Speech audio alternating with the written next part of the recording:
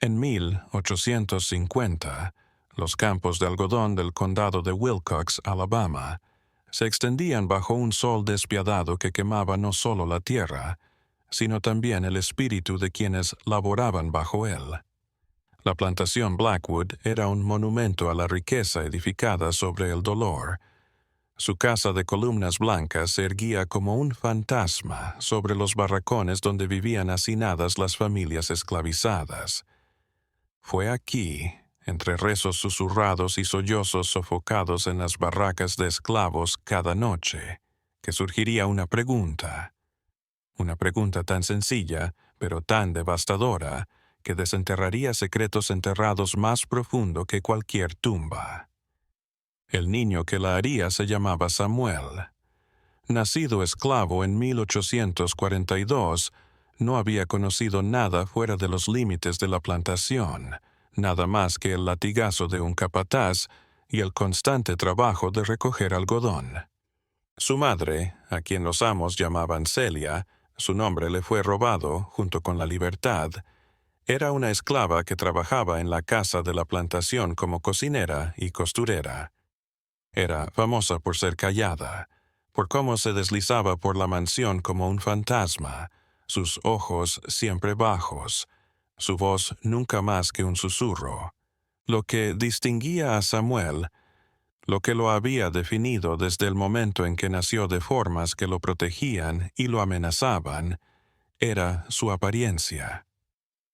Mientras que la piel de su madre mostraba la profundidad de sus raíces africanas, el tono de Samuel era más claro, sus rasgos más definidos, su cabello más suave. En la cruel aritmética de la esclavitud, en la que la herencia definía el destino, Samuel se encontraba en un peligroso punto intermedio, demasiado oscuro para ser libre, demasiado evidente para ser pasado por alto. Los otros niños de los barracones hablaban de Samuel en voz baja cuando pensaban que no podía oír. Decían que el amo Josiah Blackwood a veces se detenía en sus rondas por las cabañas de esclavos y observaba al niño con una mirada que no era ni amable ni cruel, sino algo mucho más complicado y perturbador.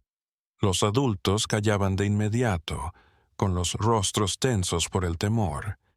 Pero los niños observan lo que los adultos pretenden no ver, y Samuel comenzó a darse cuenta de que su vida era diferente, errónea, de maneras que no podía explicar. Celia había estado tejiendo mentiras y medias verdades durante 8 años para mantener a su hijo alejado de una realidad que habría destrozado su mente infantil. Cuando Samuel le preguntó por qué su piel era diferente a la suya, le explicó que Dios los había coloreado a todos como flores en un jardín. Cuando le preguntaron por qué el amo nunca lo miraba, pero tampoco lo castigaba, ella respondió que algunas personas nacían protegidas. Estas respuestas calmaban la sed de un niño, pero cuanto más crecía Samuel, más difícil resultaba evitar las preguntas. La casa de la plantación donde trabajaba Celia era un universo aparte, con sus muebles europeos y retratos de antepasados Blackwood, cuyos ojos pálidos parecían seguirte por las habitaciones. El amo Josiah tenía 43 años y era soltero, algo que iba en contra de las costumbres de su clase y fortuna. Su hermana, Margaret Blackwood, era la señora de la plantación. Gobernaba la casa con mano de hierro envuelta en guantes de seda. Era reconocida por su obra benéfica entre los feligreses locales y su rigidez moral. Pero corrían rumores entre los esclavos sobre la verdadera piedad de los Blackwood. El capataz, un hombre brutal llamado Hayes, que había trabajado en plantaciones desde Virginia hasta Luisiana, gobernaba los campos con una crueldad notoria, incluso para una época notoria por su crueldad.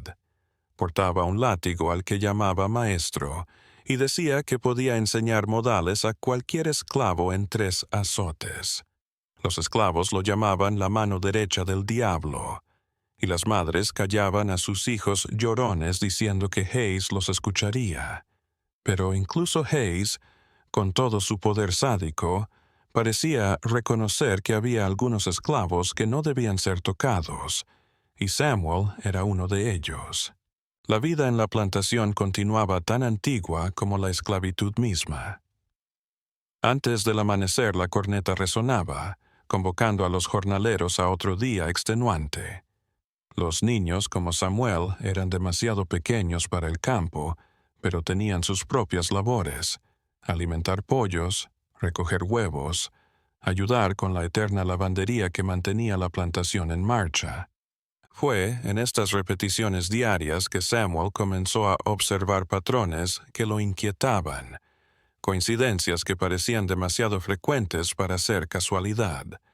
Estaba la manera en que el amo Blackwood se detenía en la cocina cuando Celia estaba trabajando, inventando pretextos para hablar de cosas del hogar que podrían haber esperado.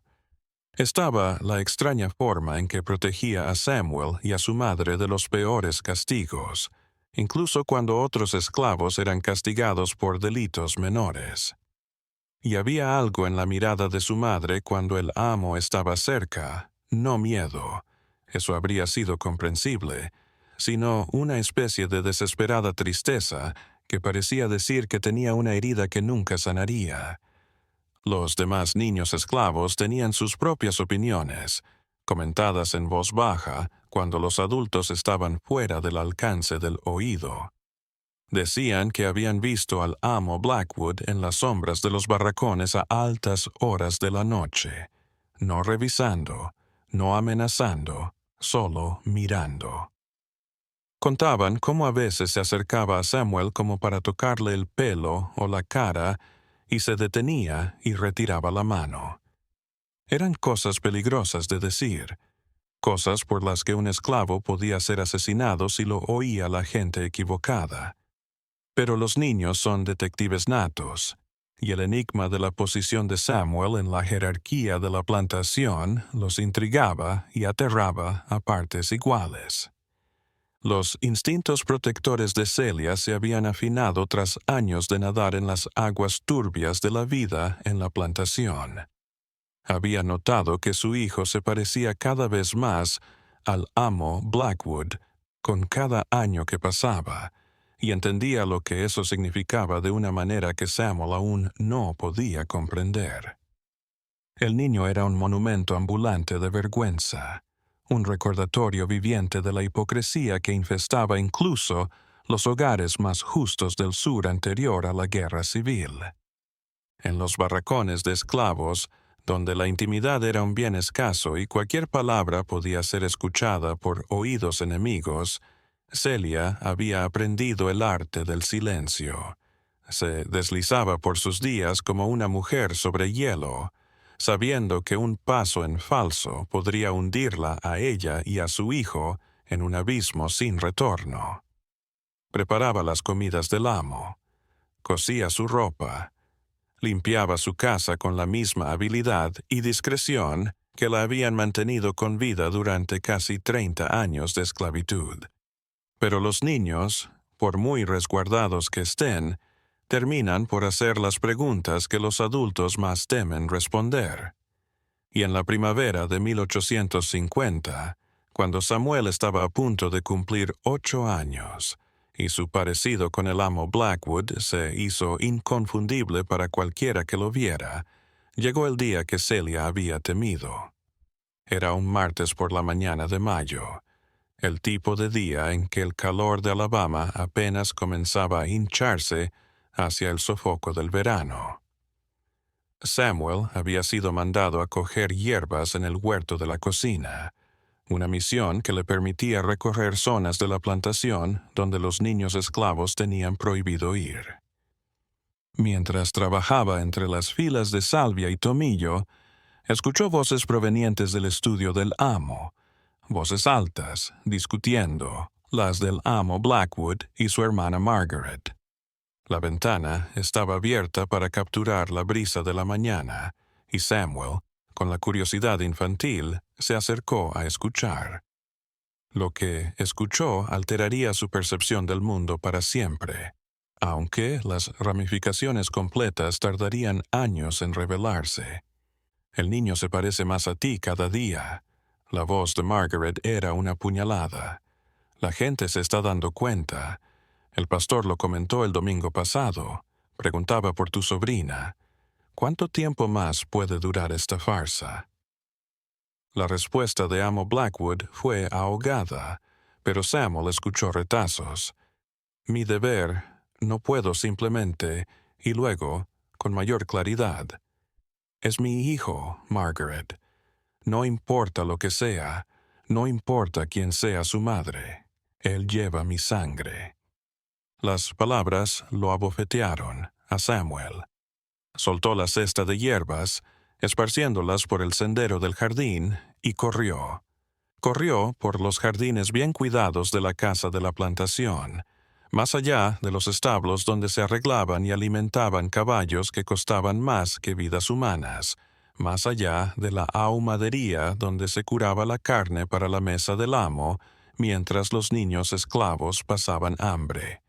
Corrió hasta que le ardieron los pulmones y le fallaron las piernas, y cayó al pie de un viejo roble que había hecho guardia en la plantación mucho antes de que llegaran los primeros esclavos. Cuando Celia lo encontró allí, horas después, su rostro estaba cubierto de lágrimas y suciedad, su pequeño cuerpo sacudido por sollozos que no podía controlar.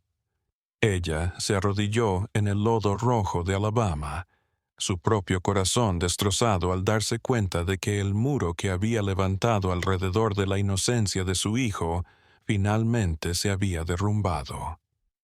«Mamá», susurró Samuel, su voz ronca por el llanto. «¿Por qué el amo se parece a mí?» La pregunta quedó suspendida entre ellos como humo de un fuego imposible de apagar. Celia miró a su hijo a los ojos avellana como los de su padre, no marrones como los de ella, y supo que el tiempo de las mentiras piadosas había terminado. La verdad estaba por salir a la luz, y no había forma de que ni ella ni Samuel pudieran prever lo que eso traería consigo. A lo lejos, la campana de la plantación resonó, convocando a los esclavos de regreso al trabajo. Pero por ahora, madre e hijo estaban suspendidos en el tiempo, al borde de una revelación que revelaría las hipocresías más profundas de su mundo. El niño, que siempre había sido tratado como una posesión, estaba a punto de descubrir que también era el hijo del amo, una revelación que no lo liberaría ni esclavizaría, sino que lo convertiría en algo mucho más peligroso, la encarnación de la corrupción moral que se escondía incluso en las casas más piadosas del sur de Estados Unidos. El roble bajo el que se sentaban había presenciado generaciones de aquellos momentos. Había albergado conversaciones de madres e hijos forzados a atravesar el laberinto imposible de contradicciones de la esclavitud. Sus ramas habían escuchado plegarias por la libertad, juramentos de fuga y amores robados a un sistema que buscaba aniquilar los vínculos familiares. Ahora presenciaría otro tipo de ruptura, mientras un niño de 8 años comenzaba a reconocer la verdadera naturaleza del mundo en el que había nacido. El sol se elevaba sobre Alabama, arrojando sombras sobre las tierras de la plantación, y Celia tomó una decisión que alteraría sus vidas para siempre. Le revelaría la verdad a Samuel, no toda. Era demasiado joven para el horror total de su historia, pero lo suficiente para hacerle entender su lugar en un mundo que lo trataba como víctima y amenaza. Fue una conversación que resonaría a través de los años, dando forma a la comprensión del niño sobre la justicia, el poder y el costo de los secretos guardados por demasiado tiempo. La plantación a su alrededor seguía su rutina, ajena a que bajo la sombra de un roble milenario, una madre estaba a punto de revelar a su hijo por qué llevaba la cara de su opresor y por qué ese parecido lo haría más vulnerable con cada año que pasara. La verdad que había guardado durante 8 años necesitaba ser escuchada, y con ella llegarían repercusiones que nadie, ni Celia, ni Samuel, ni mucho menos el amo Josiah Blackwood, podría haber anticipado o controlado por completo. En los meses que siguieron al impactante descubrimiento de Samuel, el precario equilibrio que había mantenido la armonía en la plantación Blackwood comenzó a alterarse en formas sutiles pero significativas. El nuevo conocimiento del niño lo transformó, envejeciendo sus rasgos de una manera que no tenía nada que ver con el tiempo, y todo que ver con el peso de conocer verdades que ningún niño debería soportar. Su semejanza con el amo Blackwood, siempre evidente pero siempre pasada por alto, en la ceguera voluntaria que requería la esclavitud, ahora era imposible de ignorar. Celia había tratado de explicar lo inexplicable, de elegir las palabras como quien desactiva una bomba. Le contó que a veces los hombres fuertes tomaban lo que querían de las mujeres débiles, que los hijos que nacían de esas uniones vivían en un limbo, sin pertenecer a ningún mundo. Habló de amor donde estaba presente, de supervivencia donde era imposible, creando un relato que mantenía algo de la inocencia de su hijo, al tiempo que lo preparaba para las realidades que enfrentaría. Pero los niños captan más de lo que los adultos creen, y Samuel entendió las explicaciones de su madre con una claridad que la aterró. Empezó a mirar la plantación con otros ojos, observando el modo en que otros esclavos de piel clara recorrían sus jornadas con un cierto agotamiento, dándose cuenta por primera vez de que no era el único portador del linaje de sus opresores. La comprensión le reveló patrones que siempre habían estado allí, pero que antes estaban fuera de su percepción. Incluso el amo Blackwood pareció notar que algo se había movido en su feudo. En sus rondas diarias por la plantación, sus ojos se demoraban en Samuel con una mirada que contenía culpa, posesión y algo que podría haber sido afecto en otras circunstancias. El amo empezó a dejarle pequeños obsequios donde el niño pudiera hallarlos: un caballo de madera, un libro de historias bíblicas, dulces de la cocina reservados para la mesa del amo. Tales presentes jamás eran entregados directamente. Siempre aparecían como por casualidad, conservando la ficción de que entre ambos no existía relación. Margaret Blackwood, siempre observadora del comportamiento de su hermano y siempre consciente del escándalo que era Samuel, comenzó a presionar a Josiah para que tomara decisiones que se habían demorado demasiado. Habló de vender a Celia y a Samuel a plantaciones lejanas, de borrar la tentación y el rastro de sus vidas. Sus palabras tenían el pragmatismo gélido de una mujer que valoraba la reputación en su sociedad más que la vida, y que la presencia continua de Samuel ponía en riesgo ambas.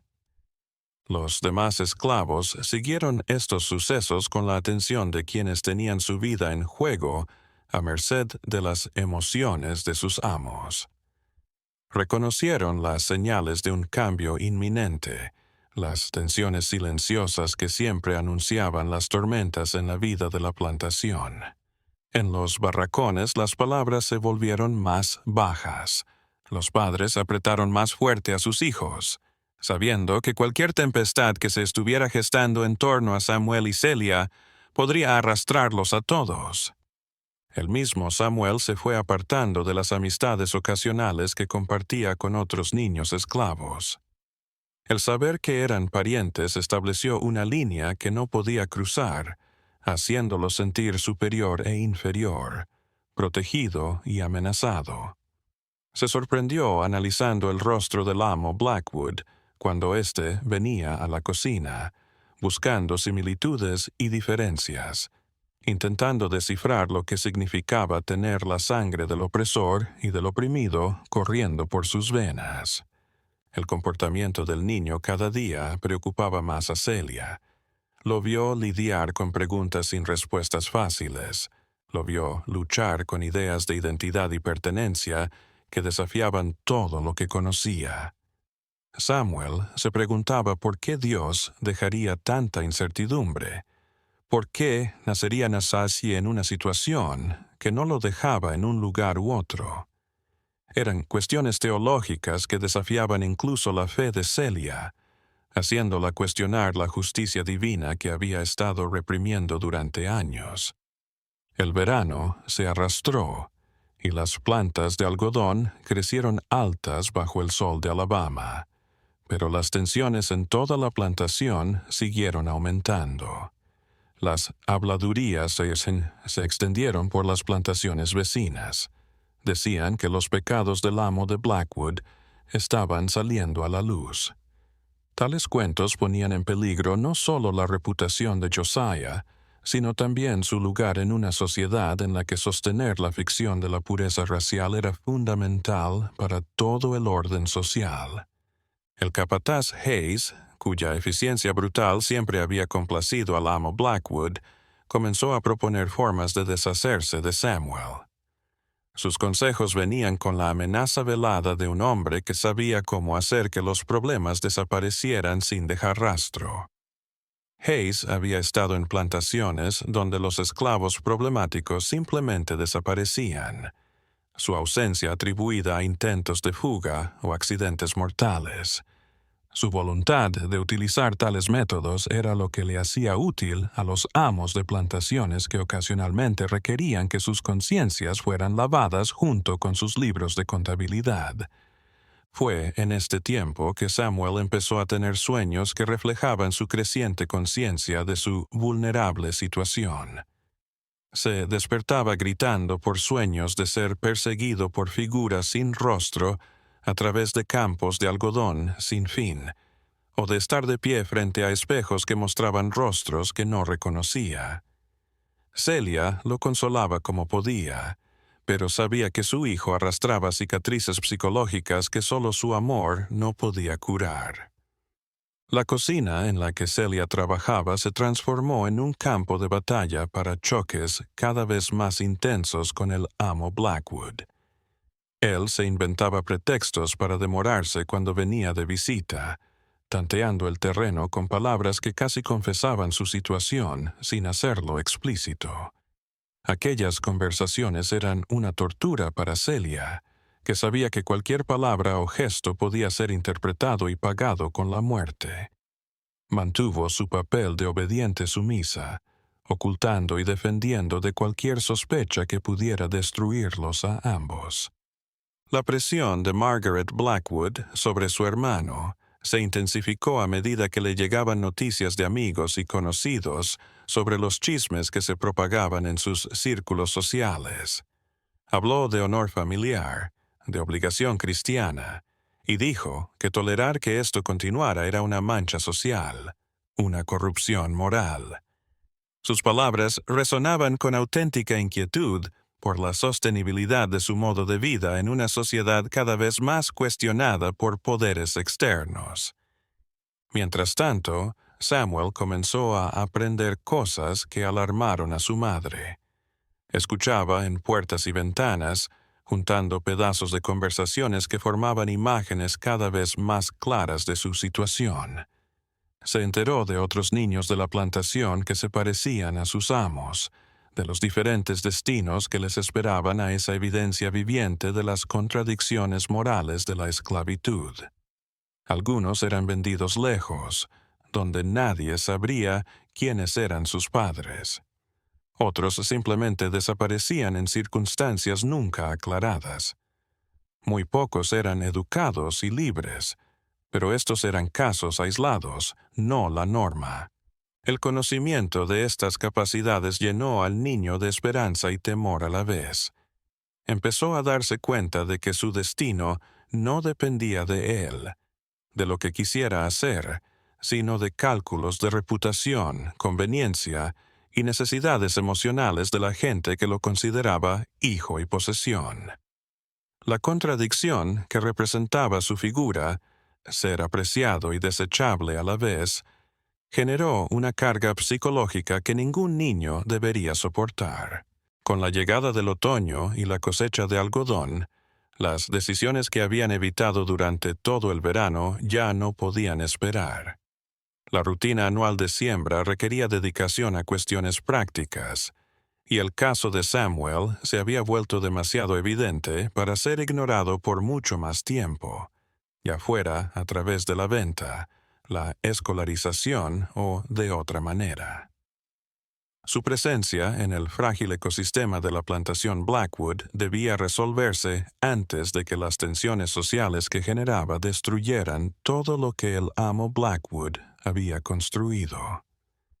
El campo estaba listo para batallas que obligarían a todos a enfrentar verdades que habían evitado durante años, verdades que revelarían las contradicciones en el corazón de una sociedad basada en la ficción de la posesión humana y la afirmación de que todos los humanos fueron hechos a imagen de Dios.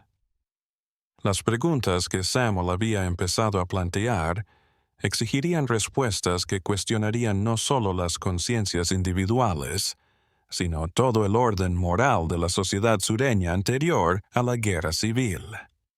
La cosecha de algodón de 1850 trajo consigo el tipo de actividad frenética que normalmente absorbía toda la energía en la plantación.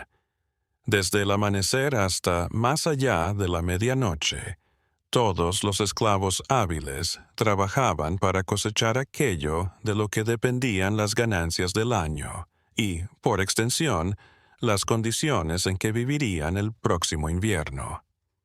Fue en medio de este ajetreo que el amo Blackwood hizo algo que alteraría el curso de la vida de Samuel para siempre. En vez de vender a Samuel y Celia en plantaciones lejanas, como su hermana había aconsejado, Josiah tomó otro camino, uno que demostraba tanto su amor por su hijo como su deseo de conservar cierto control sobre una situación que se había vuelto incómoda.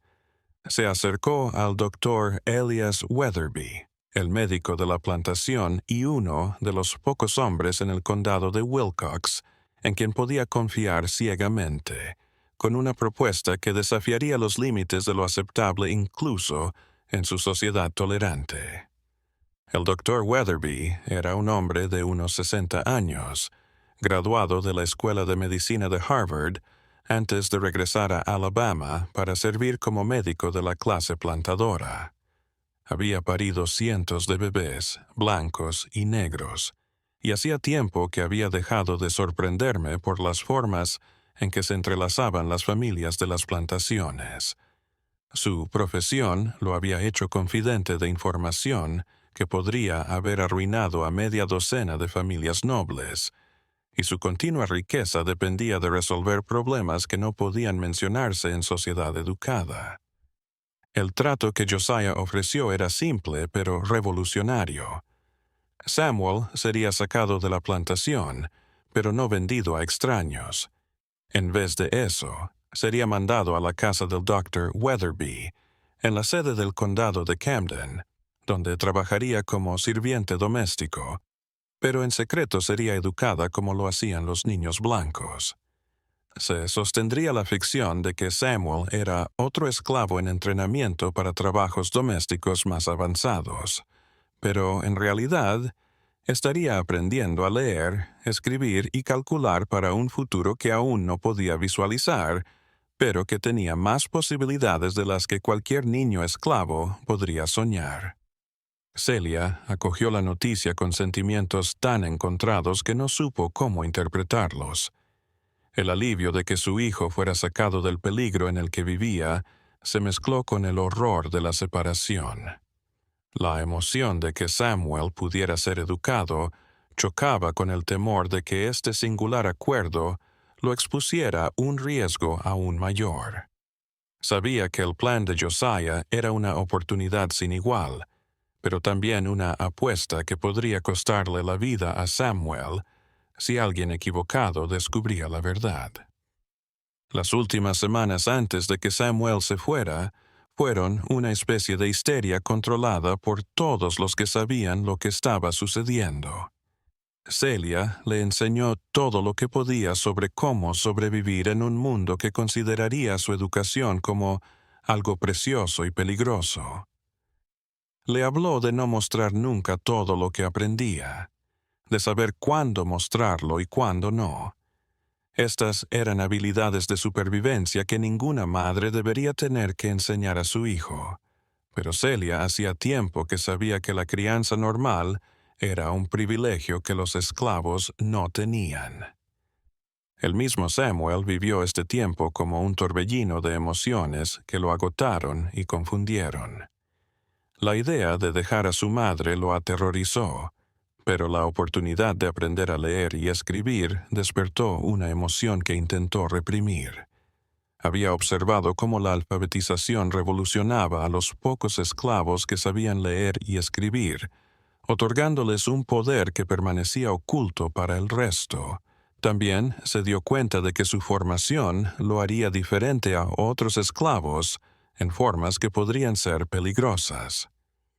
El comportamiento de Amo Blackwood en estos días mostraba sus propias batallas internas con la decisión que había hecho. Se inventó ocasiones para conversar con Samuel, para aconsejarlo, para alentarlo, fingiendo que entre ellos no existía más que la relación de un amo bondadoso que prepara a un esclavo favorecido para ascender. Aquellas conversaciones eran incómodas y tortuosas para ambos, lo más cerca que habían llegado a admitir la realidad de su conexión, y aún así continuaban con la ficción que los mantenía a salvo a los dos. Margaret Blackwood contempló estos arreglos con gran sospecha, consciente de que el plan de su hermano era una peligrosa desviación de las normas sociales. Temía que la escuela volviera a Samuel insatisfecho con su lugar, que el conocimiento abriera expectativas que nunca podría satisfacer dentro de su sociedad. Sus miedos no eran completamente egoístas. Había visto a otros esclavos instruidos batallar con el peso de entender demasiado bien su situación, algunos desesperados por no poder conciliar sus habilidades con su realidad. Los demás esclavos en la plantación presenciaron la partida de Samuel con la curiosidad y la reserva con que reaccionaban ante cualquier suceso fuera de lo ordinario. Otros interpretaron su nombramiento para el servicio doméstico como un favoritismo que no podían reconocer públicamente, pero que envidiaban en secreto. Otros captaron su realidad y se alarmaron por el precedente que su formación podía establecer y que podía perturbar el delicado equilibrio que permitía a su comunidad operar dentro de los límites salvajes de la esclavitud. Mientras tanto, el Dr. Weatherby estaba preparando sus propias cosas para la llegada de Samuel. En su casa ya contaba con 2 esclavos ilustrados, un varón llamado Augustus, que le hacía de ayudante de médico, y una mujer llamada Prudence, que le llevaba la correspondencia y las cuentas. Ambos habían sido instruidos por el propio Weatherby, y eran ejemplos de cómo la educación podía beneficiar a los esclavos y, al mismo tiempo, servir a sus amos. El médico pensó que la aguda inteligencia y la extraña historia de Samuel le harían destacar en este lugar, pero también reconoció los singulares retos que afrontaría el niño. Las razones del médico para aceptar la oferta de Josiah eran complicadas. La curiosidad profesional también influyó. Tenía curiosidad por ver cómo reaccionaría un niño de ascendencia mixta a la escolarización.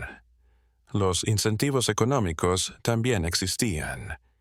Joshua había prometido una gran suma por el cuidado y la formación de Samuel, pero sobre todo le atraía el carácter experimental del montaje, una posibilidad de poner a prueba teorías sobre el potencial humano que empezaban a florecer en círculos ilustrados de todo el país.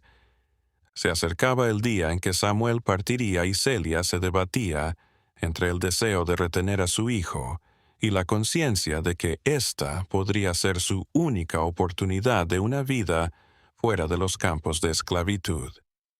Le enseñó oraciones, canciones, todo lo que le ayudaría a recordar su amor durante los años de distancia que ambos sabían que llegarían. Estos momentos robados eran preciosos. Era la última vez que podían expresar abiertamente su amor sin temor a ser vistos o malinterpretados. La forma en que se realizó la transferencia de Samuel se orquestó para llamar lo menos posible la atención y evitar especulaciones.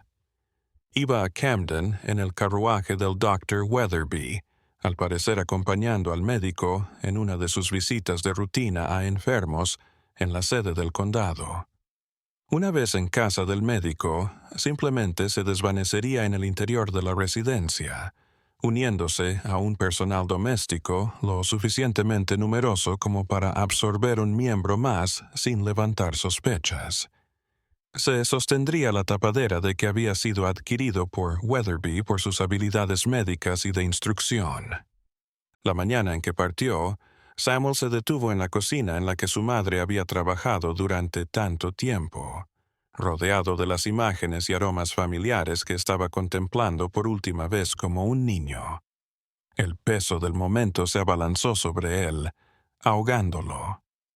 Se dio cuenta de que estaba cruzando un punto sin retorno, dejando atrás no solo a su madre y el único hogar que había conocido, sino también su identidad. La despedida de Celia fue corta y casual, bajo la atenta mirada del personal doméstico, en quien no podía confiar la realidad de su relación. Le apretó un saquito de tela en las manos a Samuel con cositas que le ayudarían a recordarla durante la larga separación que estaba por venir. Sus últimas palabras fueron un susurro cargado de todo el amor, la esperanza, el terror. Recuerda quién eres, hijo.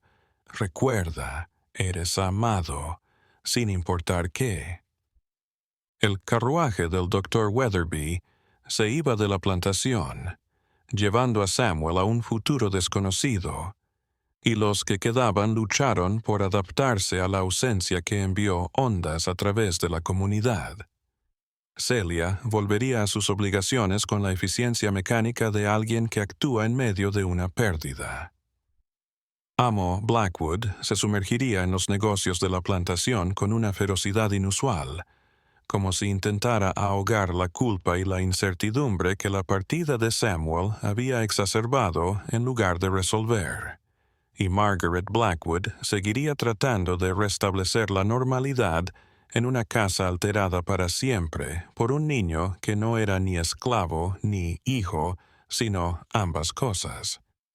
El camino a Camden se abría ante Samuel como una metáfora del camino incierto que ahora habría de transitar. Detrás de él estaba el único mundo que había conocido, con todas sus contradicciones y brutalidad. Por delante aguardaban posibilidades que apenas podía imaginar, oportunidades que entrañaban peligros que apenas comenzaba a comprender. El niño que había preguntado por qué el amo se parecía a él, estaba a punto de saber que algunas preguntas, una vez formuladas, lo transforman todo para siempre. La casa del doctor en Camden, Weatherby, era un mundo aparte de los ritmos agrarios de la vida en la plantación. La casa del médico, una casa de ladrillo en la calle principal de la ciudad, era a la vez hogar familiar, consultorio y escuela informal para los esclavos cuya educación servía tanto a fines humanitarios como prácticos. La llegada de Samuel a este mundo transformaría todo lo que creía saber acerca de su lugar en la sociedad sureña. Augustus, el ayudante médico del doctor Weatherby durante más de 15 años, le enseñó por primera vez a Samuel la navegación que necesitaban los esclavos letrados. Un hombre de unos 40 años con las manos cicatrizadas por años de asistencia en cirugías, Augustus era un hombre con un intelecto cultivado que permanecía oculto para todos, salvo unos pocos. Sus enseñanzas para Samuel iban más allá de la lectura y escritura, adentrándose en las habilidades psicológicas para sobrevivir en su singular situación. El conocimiento es poder, aclaró Augustus en una de sus primeras conversaciones. Pero el conocimiento que se muestra es peligroso. Debes ser lo suficientemente inteligente como para ser útil, pero no demasiado inteligente como para ser una amenaza.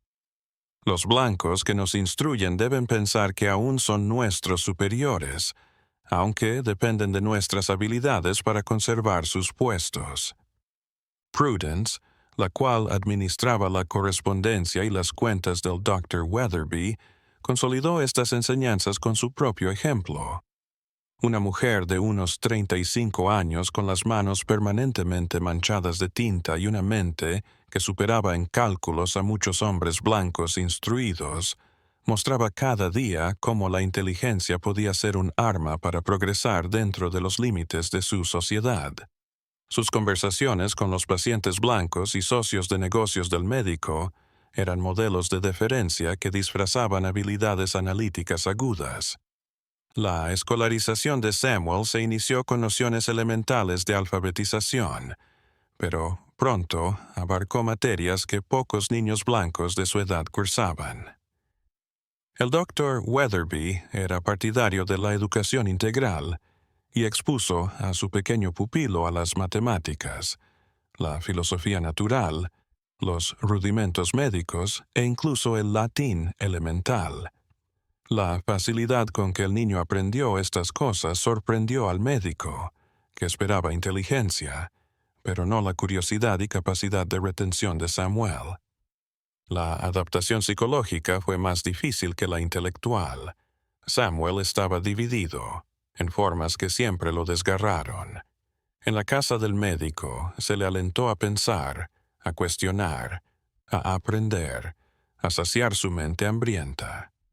Pero fuera de esas paredes, la community de Camden seguía las mismas jerarquías raciales que definían la vida en la plantación, y Samuel tuvo que recordar constantemente qué parte de sí mismo podía revelar en cada situación.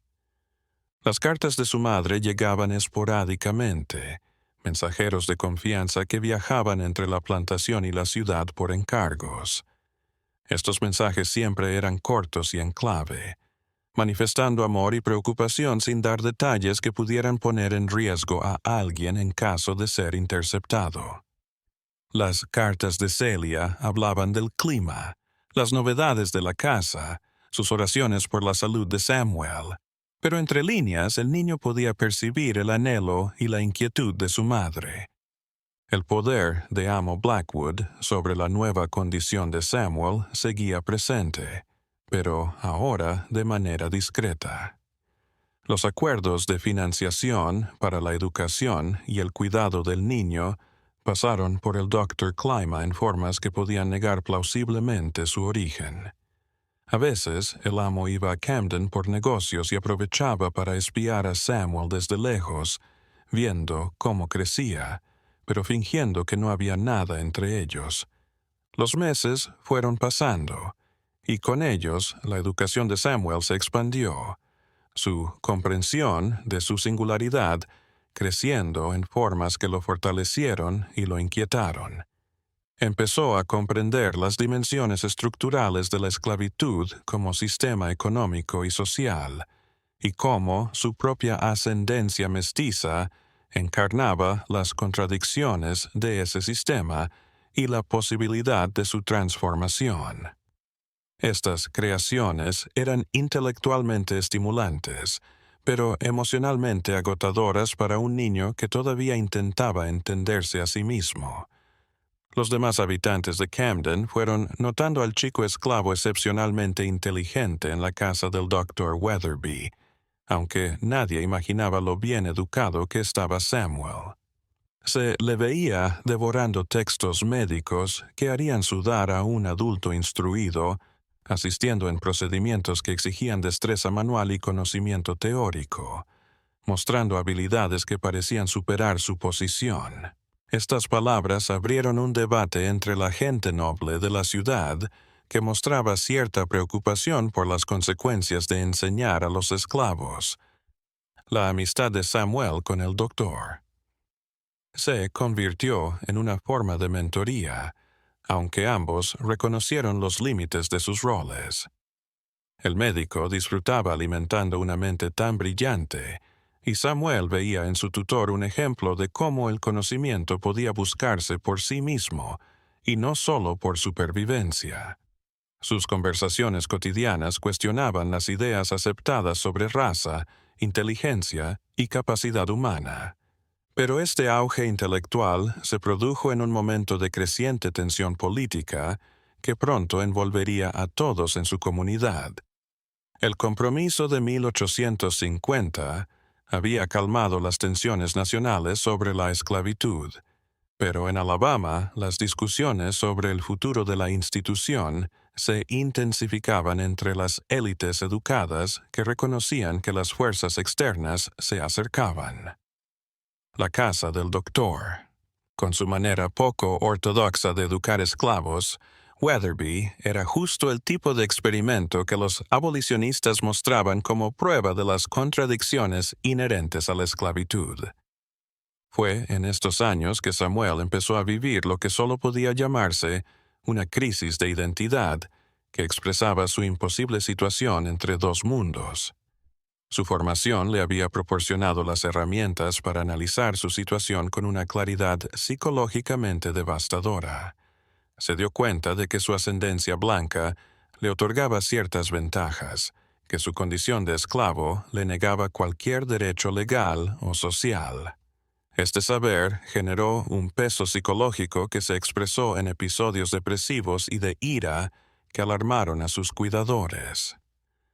Las batallas emocionales del niño se intensificaron a medida que crecía, cada vez más similar al emo Blackwood. Los que visitan la casa del Dr. Wetherbee a veces hablaban de lo extraño que era Samuel, teorizando sobre su ascendencia de formas que incomodaban a todos. Estas palabras les recordaron a todos que la historia que mantenía a Samuel en Camden se estaba volviendo más difícil de creer a medida que crecía.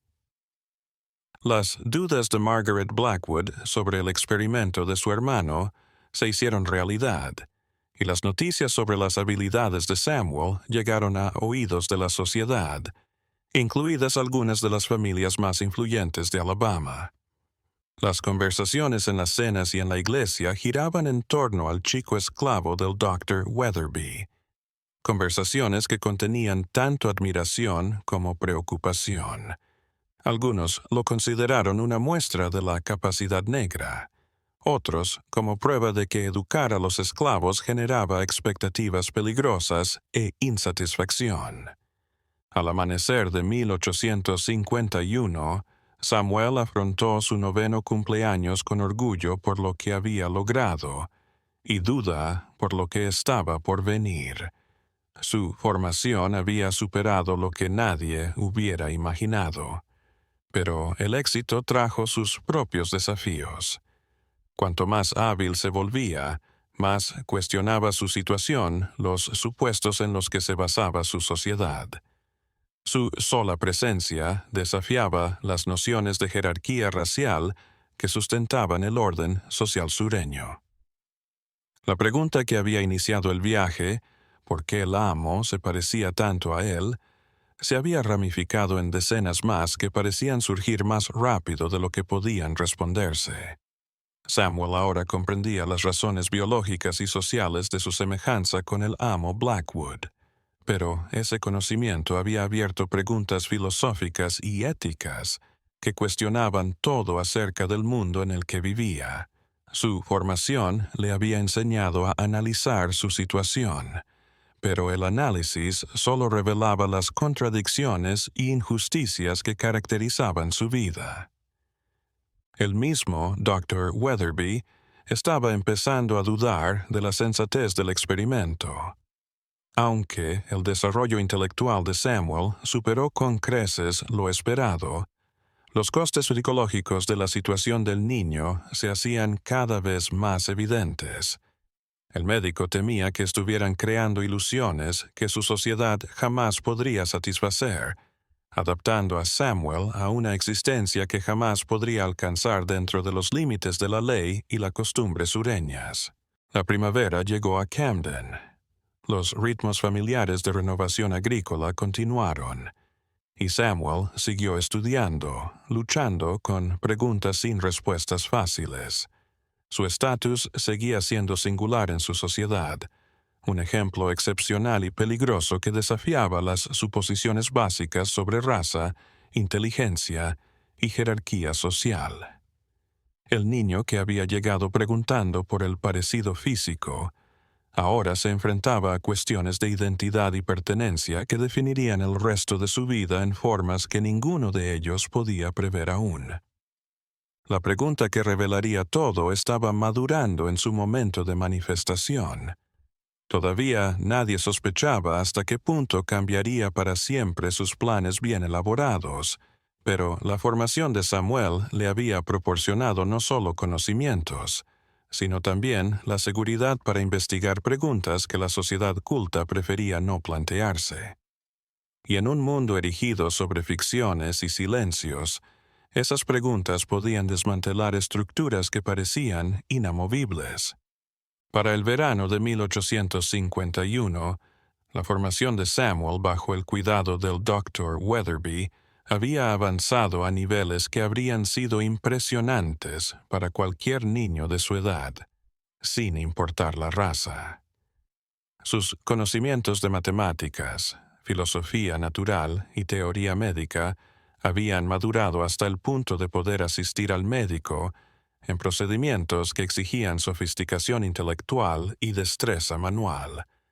Pero este éxito académico estaba generando problemas que ninguno de ellos había previsto cuando iniciaron el trato.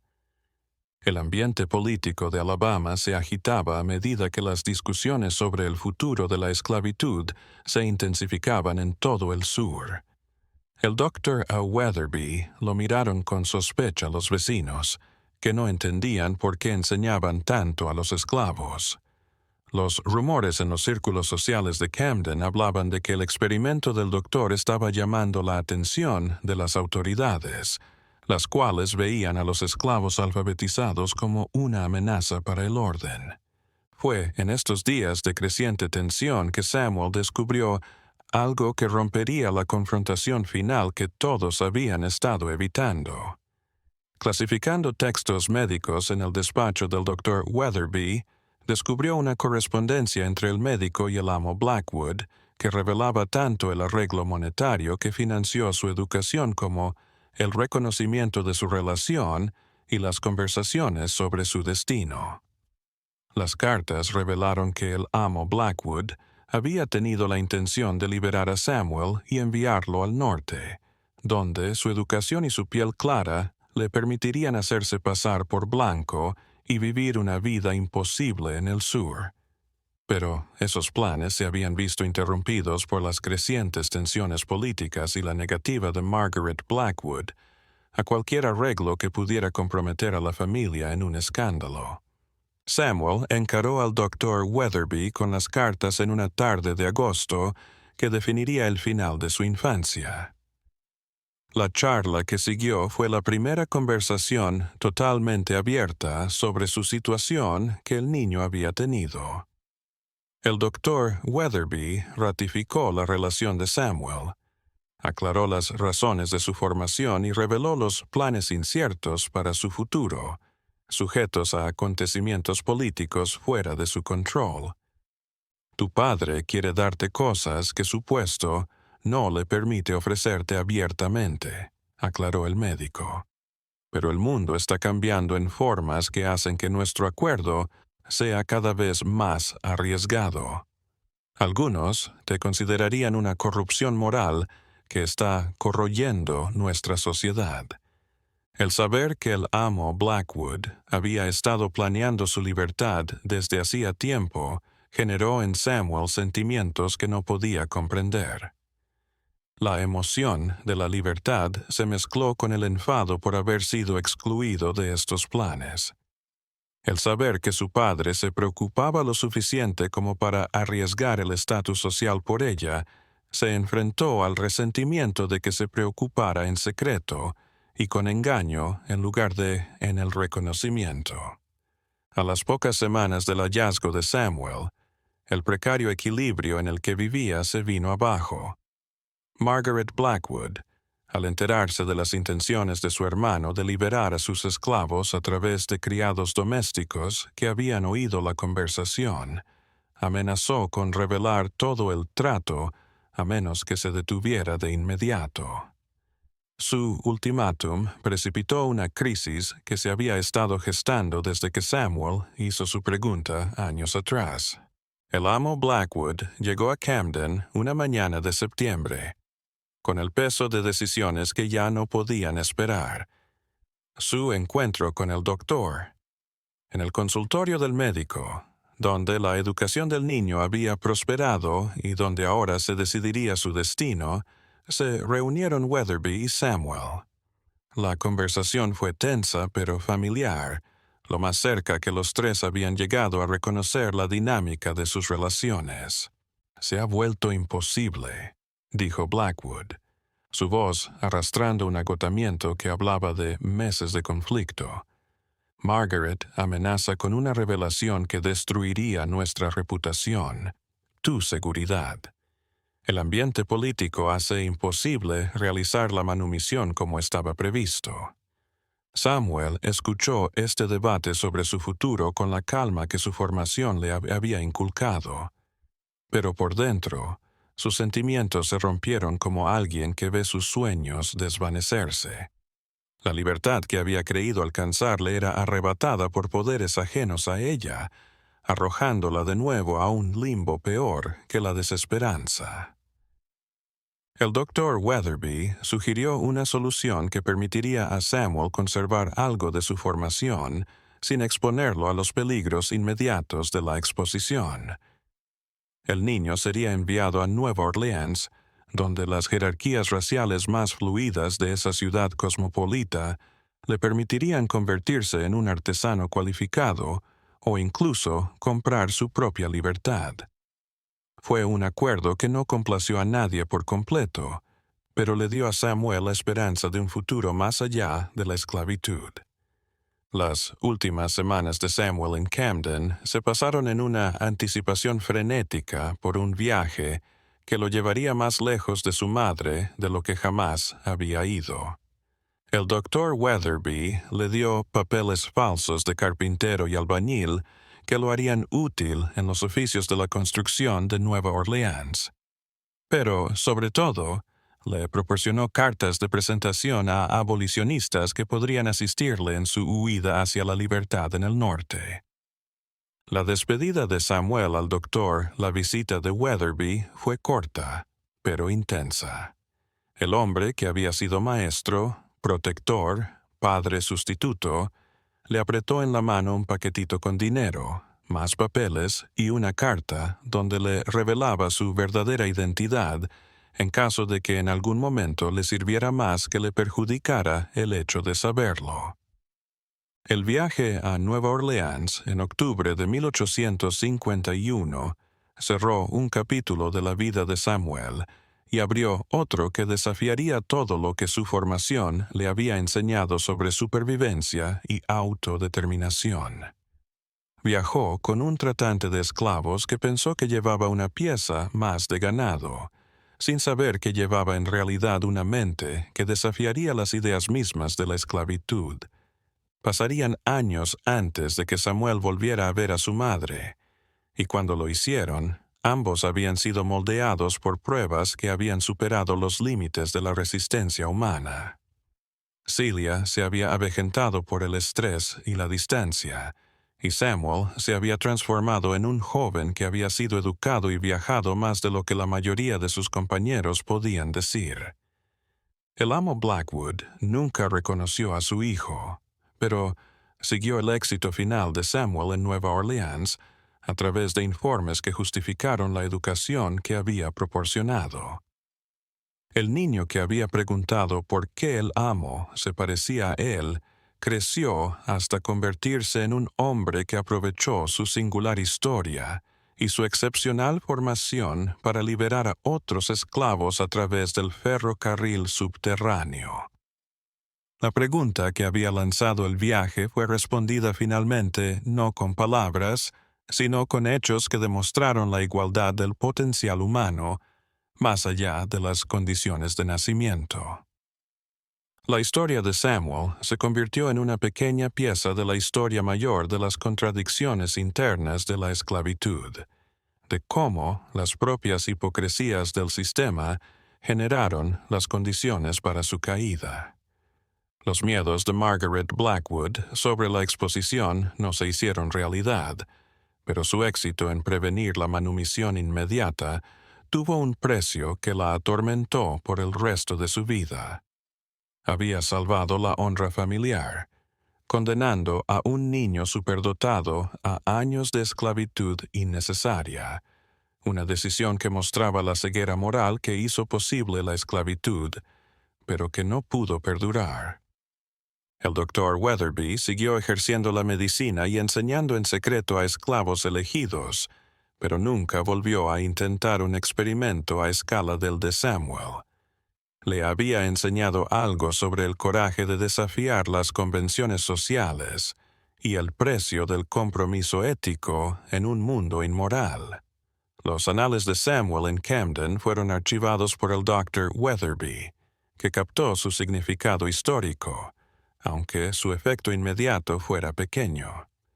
Estos papeles finalmente ayudarían a la erudición a entender las profundidades de la esclavitud y las personas extraordinarias que la superaron con inteligencia, tenacidad y el coraje de hacer las preguntas que otros tenían miedo de hacer. En 1862, Samuel completó el círculo al regresar a Alabama como un hombre libre, con el uniforme del Ejército de la Unión. Fue explorador e intérprete. Aprovechó su conocimiento del territorio y de cómo funcionaba la esclavitud para liberar a otros esclavizados.